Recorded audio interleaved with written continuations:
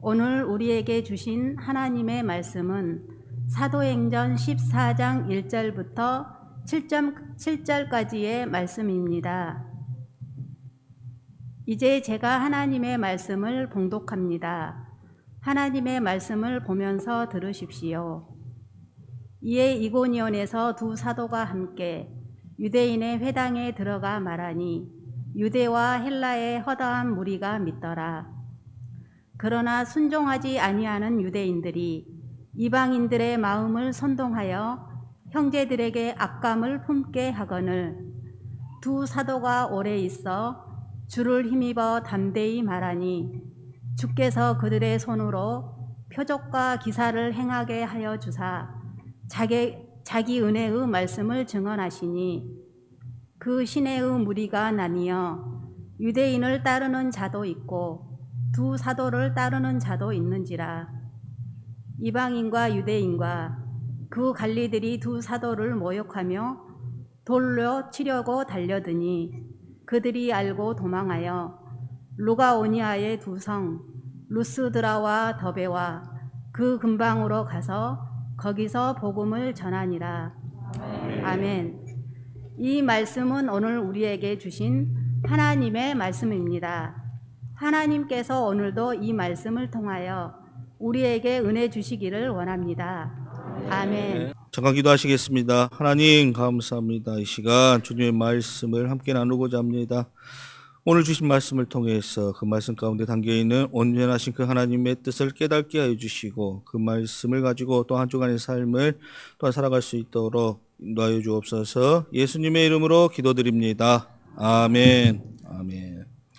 오늘 이 본문의 말씀이 사도행전 14장 우리가 1절에서 7절 말씀을 이렇게 읽었지요. 하지만 전반적으로 사도행전 14장의 이 말씀을 오늘 한번 살펴보도록 하겠습니다. 로마서 11장 13절 말씀입니다. 내가 이방인인 너희에게 말하노라. 내가 이방인의 사도인 만큼 내 직분을 영광스럽게 여기노라. 갈라디아서 2장 8절에서 9절 말씀입니다. 베드로에게 역사하사 그를 할례자의 사도로 삼으신 이가 또한 내게 역사하사 나를 이방인의 사도로 삼으셨느니라.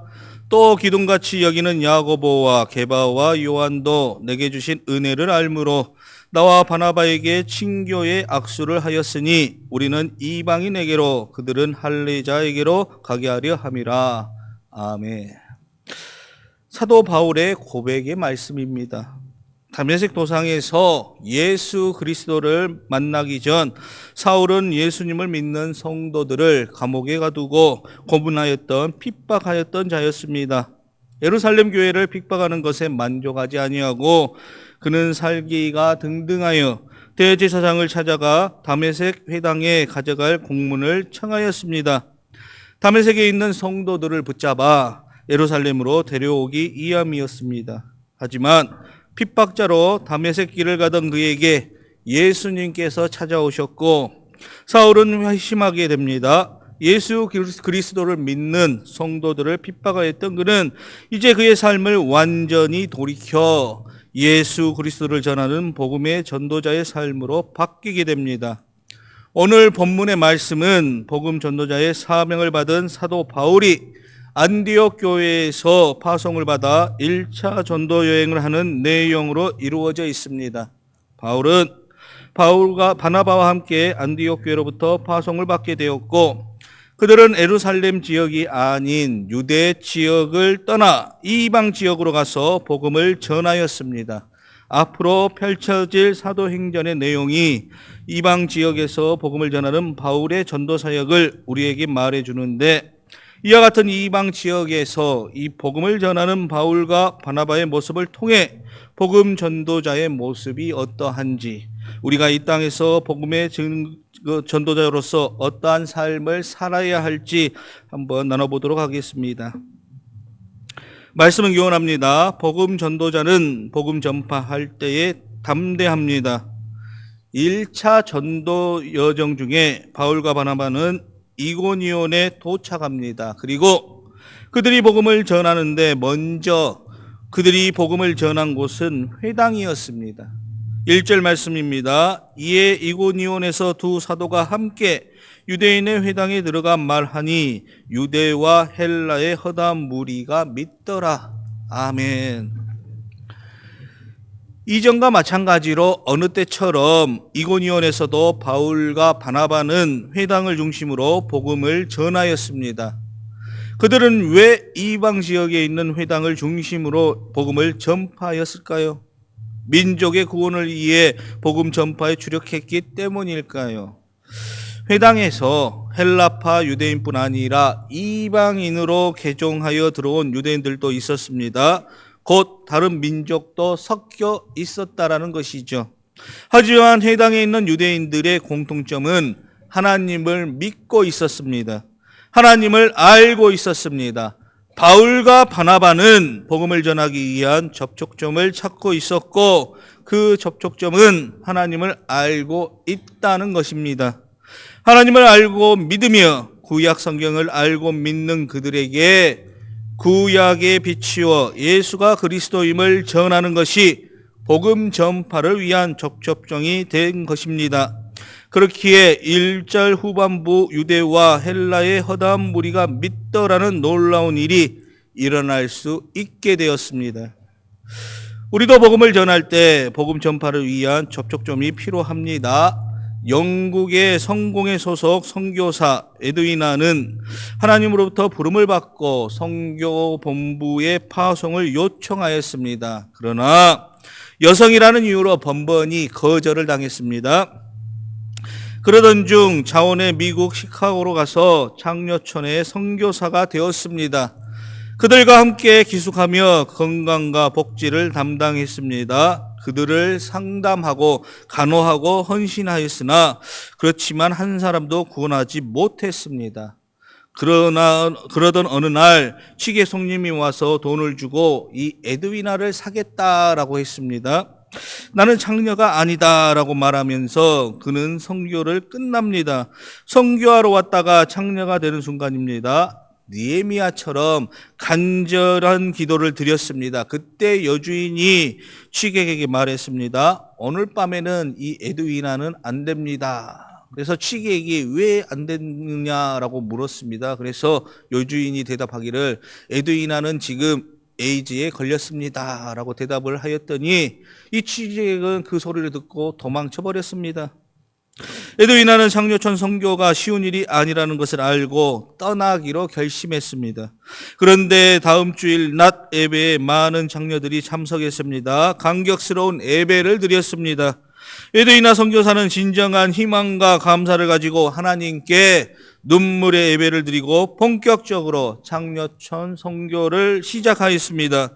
예배 후에 모든 장녀들과 친구하며 손잡을 때 그들은 에드위나 선교사에게 이렇게 말합니다. 지금까지 당신은 우리를 위해서 우리와 같은 창녀의 사람이 되어 주었습니다. 주일에는 우리가 선교사인 당신의 사람이 되겠습니다. 우리가 복음을 전할 때 복음 전파 대상자에 대한 접촉점이 필요합니다. 그리고 그 접촉점은 우리의 인위적인 모습이나 가식적인 모습으로 나가는 것이 아니라 진정 복음을 전하고자 하는 대상자와의 밀접한 삶의 연관성, 삶의 나눔이 있어야 합니다.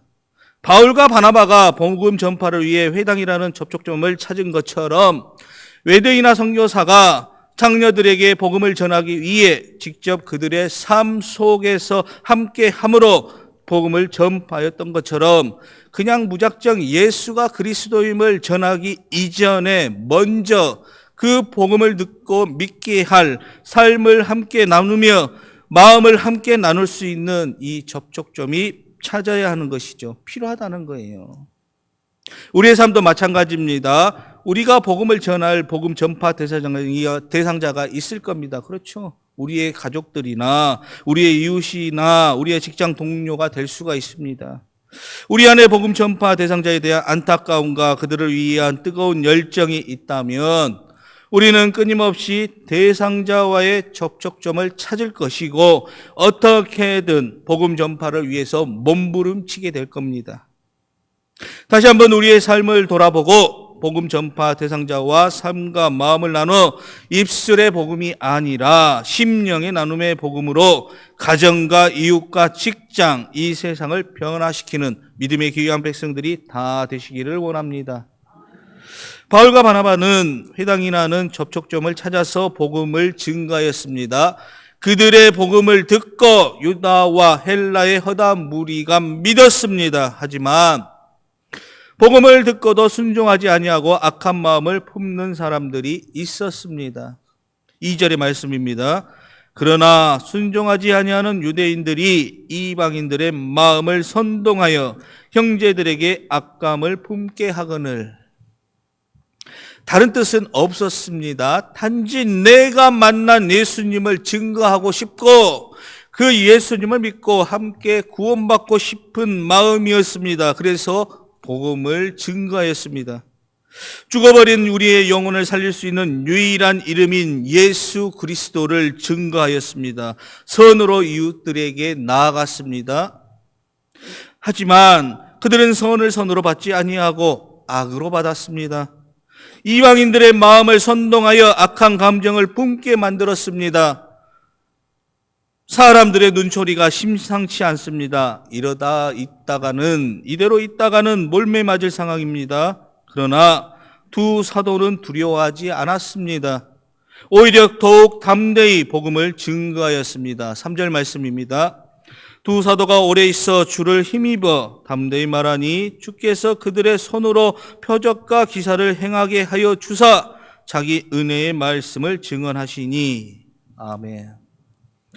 사람들의 험상궂은 모습 앞에서도 사도들은 담대히 복음을 증거하였습니다. 그들이 두려운 상황 속에서도 두려워하지 않고 담대히 할 수 있었던 이유는 어디에 있습니까? 바로 하나님께서 힘을 주시고 하나님께서 그들을 붙들어 주셨기 때문입니다. 개역개정 및 쉬운 성경에 보면 그러한 상황 속에서도 복음을 전하자 하나님께서 능력을 행하게 하사 하나님께서 자기 은혜의 말씀을 증언하신다고 되어 있습니다. 공동번역에서는 하나님께서 능력을 행하게 하사 하나님께서 친히 사도들이 말하는 것이 사실임을 증명해 주셨고 이에 힘을 얻어 사도들이 복음을 담대히 전하였다라고 말하고 있습니다. 선후의 차이는 있지만 결국 둘 다 말하고 싶은 것은 하나님께서 역사 밖에 계시는 분이 아니라 역사 안에서 실제하심을 우리는 알게 됩니다. 또한 복음을 전파하면 전파하는 가운데 우리의 부족함을 하나님께서 친히 채워주심으로 하나님께서 직접 자기의 말씀을 증언하심을 우리는 알게 됩니다. 우리가 복음을 전파할 때 두려워하실 필요가 없습니다. 왜냐하면 어떠한 상황 가운데에서도 주님을 의지하여 그분을 담대히 증거할 때에 주님께서 친히 우리에게 능력을 주시어 스스로의 증거하시며 나타내실 것이기 때문입니다. 아멘.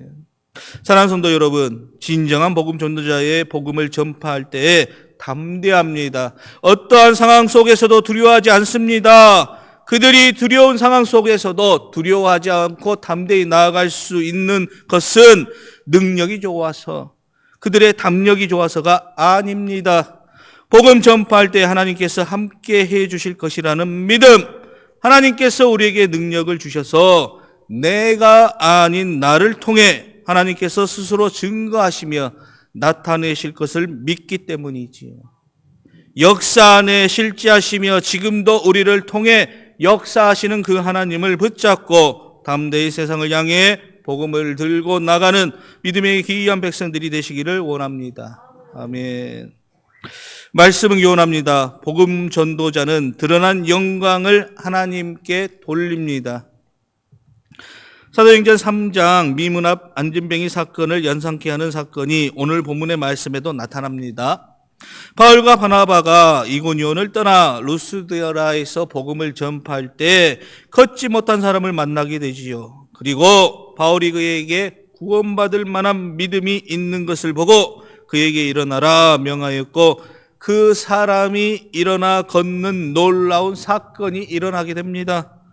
9절과 10절 말씀입니다. 바울이 말하는 것을 듣거늘 바울이 주목하여 구원받을 만한 믿음이 그에게 있는 것을 보고 큰 소리로 이르되 내 발로 바로 일어서라 하니 그 사람이 일어나 걷는지라. 개역 개정판은 걷지 못하는 자에게 병이 낫을 만한 믿음이 아닌 구원받을 만한 믿음이 있다고 표현하고 있습니다. 다른 역본들을 보면 치료받을 만한 믿음이 있다라고 말하고 있어요. 하지만 이 헬라어를 살펴보면 이 구원받을 만한 믿음이라고 해석하는 것이 옳다라고 할 수 있습니다. 그렇다면 왜 구원받을 믿음이라고 표현을 했겠습니까? 나면서부터 걷지 못하는 자의 모습은 원죄를 가지고 태어난 우리들의 모습을 나타냅니다. 안진뱅이가 혼자서는 움직이지도 못하는 것처럼 죄로 아무것도 할 수 없는 능력이 없는 존재임을 나타냅니다. 그렇기 때문에 바울 사도는 그를 보며 구원을 받을 만한 믿음이 있다는 표현을 사용하였습니다. 여기에서 한 가지 재미있는 점은 바울이 안진뱅이를 치료하는 사건과 베드로가 미문 앞 안진뱅이를 치료한 사건 역시 똑같이 표현하였다라는 것이죠. 아마도 이는 바울의 사도권을 변호하는 것 같습니다. 이방인들의 사도로 부름받았다라는 사도 바울의 사도권에 대한 도전들이 많이 있었지요. 그런 상황 속에서도 사도 베드로가 행하였던 미문 앞 안진뱅이 사건을 연상시키는 안진뱅이를 일으킨 사건을 통해서 다시금 바울에게도 베드로와 동일한 사도권이 있음을, 베드로는 유대인의 사도로 바울은 이방인의 사도로 세워졌음을 나타낸다 할 수 있습니다. 바울을 통해 나면서부터 안진뱅이였던 사람이 일어나는 놀라운 사건이 일어남을 무리가 보고 루스드라 지역에 소란이 일어났습니다. 11절과 13절 말씀입니다. 무리가 바울이 한 일을 보고 루가오니아 방언으로 소리질러 이르되 신들이 사람의 형상으로 우리 가운데 내려오셨다 하여 바나바는 제우스라 하고 바울은 그 중에 말하는 자이므로 헤르메스라 하더라. 또한 제우스 신당의 제사장이 소와 화환들을 가지고 대문 앞에 와서 무리와 함께 제사하고자 하니, 바울이 행한 일을 본 무리들은 바울과 바나바를 신격화시킵니다. 그리고 그들을 향해 경배하고자 합니다. 사람들은 놀라운 이적이 일어나면 그 이적을 일으키게 한 사람을, 하나님을 주목하는 것이 아니라 그 하나님의 능력으로 그 이적을 행하게 한 그 사람을 주목하게 합니다. 우리는 어떠합니까? 탁월한 선교자를 만났을 때, 또한 은사가 뛰어난 목회자를 만났을 때, 탁월한 리더십, 행정가, 찬양 사역자 등을 만났을 때 우리는 그 사람을 주목합니까? 아니면 그에게 능력을 행하게 하신 그 하나님을 바라보며 그 하나님께 영광을 돌리고 있습니까? 많은 크리스천 젊은이들에게 사랑과 존경을 받는 찬양 사역자가 있었습니다. 그는 특히 찬양 사역을 꿈꾸는 청소년들에게 인기가 높아 그들에게 미치는 영향력도 매우 컸습니다. 그런데 어느 날 그 사역자가 찬양 집회를 인도하고 난 후 눈물을 흘리며 이런 고백을 했습니다. 나는 지금까지 수많은 찬양 집회를 인도했지만 집회 후 남는 것은 허무뿐이었습니다. 그런데 그 이유를 오늘 발견하게 되었습니다. 다름이 아니라 나 자신을 나타내려는 마음이 내 속에 도사리고 있었기 때문입니다. 그것들이 하나님의 영광을 깊은 밤의 어둠처럼 가려왔던 겁니다. 자, 여러분은 무엇을 위해 하나님의 일을 하고 있습니까? 입술로는 하나님을 위해서라고 말하지만 속으로는 자신의 이익과 명예를 바라고 있지는 않습니까? 이 사역자의 고백처럼 스스로 높아지기를 원하는 사람들에게 남은 것은 허무뿐입니다. 자신의 자랑과 영광을 십자가에 못 박아버리고 하나님께만 모든 것을 집중하고 나아가시기를 원합니다. 이것은요, 그냥 단순한 예가 아니에요. 저희들에게, 저와 여러분들에게 다시금 돌아보게끔 합니다. 입술로는 하나님을 위해서 주의 일을 합니다 라고 하는데 우리의 마음속으로 그 주의 일을 감당하고 있냐라는 것이죠. 스스로 말하는 자는 자기 영광만 구하되 보내신 이의 영광을 구하는 자는 참되니 그 속에 불의가 없느니라. 요한복음 7장 18절 말씀입니다. 또한 많은 복음 전도자들이 은사자들이 빠지기 쉬운 오류는 자신을 통하여 복음이 전파되어지고 그로 인해 놀라운 일이 일어났을 때에 자신이 복음을 전하여 누군가가 회심하여 예수님을 믿게 되었을 때, 또한 교회에 나오게 되었을 때, 또한 나를 통해 복음이 전파되었지만 그 속에서 역사하신 이는 성령 하나님이셨음에도 불구하고 복음 전파로 일어난 일들에 대한 사람들이 나를 주목할 때, 은사가 자신의 능력이 아닌 하나님께서 주신 선물임에도 불구하고 대중들이 자기를 주목할 때 자신도 모르는 사이에 복음 전파 사역이, 은사가 자신의 능력으로 열매를 맺고 나온 것인 양 생각하고 행동한다라는 거지요. 간단한 예로 찬양 사역자가 찬양 인도를 잘할 때 그것은 주님이 주신 능력으로 하는 것임에도 불구하고 대중들이 자신의 인도에 영광을 하게 되면 그것이 자신의 능력인 것처럼 하나님께 영광을 돌리는 것이 아니라 자기 만족과 자기 찬양에 몰두할 수 있게 됩니다. 하나님이 주셨어요. 주님이 주셨어요. 모든 또한 병든 환우를 위해 기도하고 기도의 응답으로 그 환우가 치유가 되었을 때 기도의 응답으로 역사하신 그 하나님께 영광을 돌리는 것이 아니라 내가 기도하였더니 병자가 나았다라는 자기 만족감에 빠질 수 있게 됩니다. 바울과 바나바를 바라보십시오. 그들은 하나님의 능력으로 안진뱅이를 세웠을 때 루스드라 사람들이 바나바를 제우스로, 바울을 헤르메스로 부르며 신격화하며 높이고자 할 때 자기 만족에 빠지는 것이 아니라 오히려 옷을 찢고 무리 가운데 뛰어 들어가 자신도 똑같은 사람이라고 말하면서 하나님을 드러내고 있음을 우리는 봅니다. 14절 말씀입니다. 두 사도 바나바와 바울이 듣고 옷을 찢고 무리 가운데 뛰어 들어가서 소리질러. 사랑하는 성도 여러분, 이 복음 증거자의 이 전도자는 드러난 영광을 자신이 가로채지 않고 하나님께 돌립니다. 사람들이 자신들을 주목할 때 우리 개인의 권능과 경건으로 이런 일을 한 것처럼 왜 우리는 주목하느냐? 이 모든 일을 행하신 하나님께 주목하고 그 하나님께 영광을 돌려라고 말하고 있습니다. 우리가 한 것은 아무것도 없습니다. 하나님께서 우리를 통해 이루어 가신 것이죠. 사람을 보지 마시고 그 뒤에서 행하시는 그 하나님을 바라보시기를 원합니다. 영광을 자신이 받지 말고 하나님께 돌리시기를 원합니다. 다 주님이 하셨습니다. 다 하나님의 은혜입니다.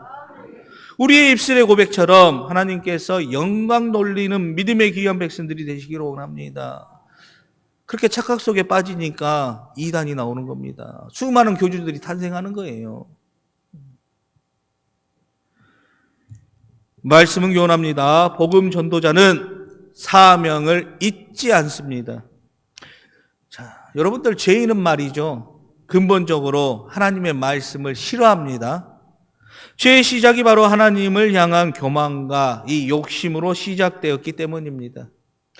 그렇기 때문에 사도들이 이것저것에서 복음을 증거할 때에 복음을 듣고 회개하는 사람이 있었는가 반면 이 분노하고 악한 감정을 품는 자들도 있었다라는 거죠. 바울과 바나바가 복음을 전할 때 그것을 싫어하는 무리들이 있었어요. 결국 그들은 사람들을 충동질하여 바울을 해하고자 했습니다. 19절 말씀입니다. 유대인들이 안디옥과 이고니온에서 와서 무리를 충동하니 그들이 돌로 바울을 쳐서 죽은 줄로 알고 시외로 끌어내치니라. 예, 참 독하지요. 바울이 가는 곳곳마다 쫓아와서 회방을 놓습니다. 결국 무리들은 바울을 죽이고자 하였고 돌로 바울을 쳐버립니다. 성경은 이렇게 표현합니다. 돌로 바울을 쳐서 죽은 줄로 알고. 얼마나 돌로 쳤고 돌에 맞은 바울의 모습이 얼마나 처참하였으면 그들은 바울이 불쌍해서도 아니고 죽은 줄 알고 그를 끌어냈던 거지요. 곧 시신을 유기한 겁니다. 그리고 바울을 통해 복음을 받아들인 제자들 역시도 바울이 죽은 줄 알고 그를 둘러싸 있었으며 아마도 애도하고 있었을 겁니다. 그런데 그때 반전이 일어나게 되지요. 시체에 몰골로 있던 이 바울이 일어난 거지요. 그리고 그 이후에 그가 하였던 복음 전도자의 모습은 우리로 하여금 우리의 삶을 다시금 돌아보게 합니다. 20절에서 22절 말씀입니다. 제자들이 둘러섰을 때에 바울이 일어나 그 성에 들어갔다가 이튿날 바나바와 함께 더베로 가서 복음을 그 성에서 전하여 많은 사람을 제자로 삼고 루스드라와 이고니온과 안디옥으로 돌아가서 제자들의 마음을 굳게 하여 이 믿음에 머물러 있으라 권하고 또 우리가 하나님의 나라에 들어가려면 많은 환난을 겪어야 할 것이라 하고. 아멘. 이 방금까지 다른 사람들로 하여금 죽은 사람이라 할 정도로 처참한 몰골을 하고 있었던 바울이었습니다. 어쩌면 일어날 힘조차 없는 몸 상태였을 거예요. 또 어디서 매질을 당할지 또 언제 죽을지 모르는 상황이지요. 하지만 제자들이 그가 죽었는가 하여 둘러섰을 때 일어나 한 행동은 자신이 1차 전도 여행 가운데 복음을 전하였던 성들에 찾아가서 사람들에게 복음을 증거하였고 흔들릴 수 있는 제자들의 마음을 굳게 하였습니다. 위로가 필요한 자가 오히려 위로를 하고 하나님으로부터 받은 사명 곧 이방인의 사도로 부름받은 사명을 붙잡고 사명의 길을 걸어갔던 겁니다. 나의 사명은 이 세상에 하나님의 발자국을 남기는 것이다. 1950년대 세계 선교의 영웅 짐 엘리어트가 정글에서 피를 흘린 후 발견된 그의 일기장에는 이러한 말이 적혀 있었습니다. 결코 놓쳐서는 안 되는 일, 그것을 위하여 결국 끝까지 붙들고 있을 수 없는 그것들을 버리는 사람, 그는 결코 어리석은 사람이 아니다. 다시 말하면요, 역사 속에서 하나님의 위대한 발자취를 남기기 위해서 하나님께 쓰임받는 삶을 살기 위해서 청춘과 부와 명예와 권력을 버릴 수 있는 사람은 결코 어리석은 자가 아니다. 그는 계속해서 이렇게 고백합니다. 주님, 오래 살기를 구하지 않습니다. 다만 주님을 위해서 내 삶이 불타기를 원합니다. 그는 자신의 사명이 무엇인지 아는 사람이었습니다. 여러분들, 참 이 땅에도 이 복음, 우리나라 같은 경우도 이 복음이 증거됨에 있어서 수많은 선교사님들의 피와 땀으로 교회들이 세워졌지 않습니까? 그런데 이렇게 해서 세워진 이 교회, 우리들의 그 신앙의 믿음을 본받아서 살아갈 우리가 지금 한번 우리들에게 다시 한번 질문을 합니다. 그때 그 선교사님들처럼 과연 너희들은 복음을 증거하면서 너의 목숨을 바쳐서까지 그 복음의 증거자의 삶을 살아갈 수 있는가? 저와 여러분들에게 묻습니다. 내 생명을 내놓으면서까지 할 수 있겠는지요? 사랑하는 성도 여러분, 사명이 무엇입니까? 죽어도 해야 할 일입니다. 그래서 그 일을 못하면 죽으면 한이 남은 것이고 아무리 많은 일을 했어도 그 일을 완수하지 못하면 성공한 인생이라 할 수 없는 일, 그것을 사명이라 합니다. 그래서 사명을 버린 사람, 사명을 피해 도망가는 인생은 결코 행복할 수가 없습니다. 반대로 사명을 완수한 사람은 죽음 앞에서도 미소 지을 수 있습니다. 그야말로 이제는 죽어도 좋은 사람입니다. 사명을 완수한 사람만이 할 수 있는 말이 있습니다. 다 이루었다. 이젠 죽어도 좋다. 이런 이유로 사도 바울은 고백했습니다. 내가 달려갈 길과 주 예수께 받은 사명, 곧 하나님의 은혜의 복음을 증언하는 일을 마치려 하면은 나의 생명조차 조금도 귀한 것으로 여기지 아니하노라. 아멘. 모세가 120세에 느보산에서 죽음을 맞이할 때 그 눈이 흐리지 아니하였고 기력이 쇠하지 아니하였다라고 성경은 증언합니다. 그가 그토록 건강했다면 왜 죽었습니까? 사명을 완수했기 때문입니다. 사명처럼 사람을 부지런하게, 또한 용감하게, 성실하게, 지혜롭게 만드는 것은 없습니다. 스위스의 사상가 카를 힐티가 남긴 말입니다. 인간 생의 최고의 날은 자기 인생의 사명을 자각하는 날이다. 여러분들에게 각자에게 주어진 사명을 피하지 마십시오. 주께서 주신 사명을 완수하고 만족의 미소를 지으며 세상을 떠날 수 있는 믿음의 귀한 백성들이 다 되시기를 원합니다. 오늘 우리는 복음 전도자의 모습이라는 제목으로 말씀을 나누었습니다. 복음 전도자는 복음을 전파할 때 하나님께서 능력을 주실 것을, 함께 하실 것을, 하나님께서 나를 통해 스스로 이루어 가실 것을 믿기에 담대하게 나아간다라고 말씀을 나누었지요. 복음 전도자는 복음 전파를 통해 드러난 영광을 하나님께 올려드린다라고 또한 말씀을 나누었습니다.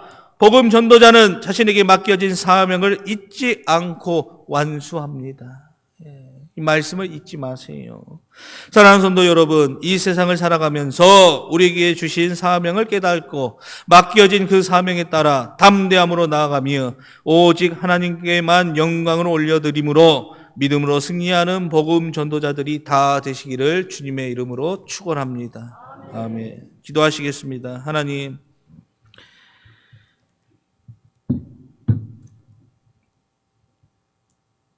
하나님을 향한 그 믿음을 잃지 않으므로 복음을 증거하며 담대히 나아갔던 바울과 바나바의 모습을, 또한 사람들이 그들이 한웃음치며 하였을 때에도 그들은 모든 영광을 하나님께 올려드렸던 그 믿음을, 또한 자신들에게 맡겨진 그 사명을 잊지 않고 목숨까지 내어놓으며 그 사명을 완수하였던 바울과 바나바의 이 모습을 통해서 저희들이 이 땅에 살아가면서 저희들에게 주어진 이 사명을 잘 감당하며 살아가고 있는지요? 다시금 저희들을 되돌아봅니다. 우리의 매일의 삶 속에서 그 하나님을 믿고 의지하며 또한 살아가고 있는지요? 아직까지도 연약함으로 인해서 저희들에게 온전한 그 믿음이 아직도 없다면 다시금 저희들이 회개함으로 믿음을 회복하게 하여 주시고 주님이 주실 그 능력을 또한 믿으며 하나님께서 주시는 지혜와 명철함을 통하여 또한 저희들에게 맡겨진 귀한 사역들 잘 감당하며 승리하는 삶을 살아갈 수 있도록 함께하여 주시고 인도하여 주옵소서. 예수님의 이름으로 기도드립니다. 아멘.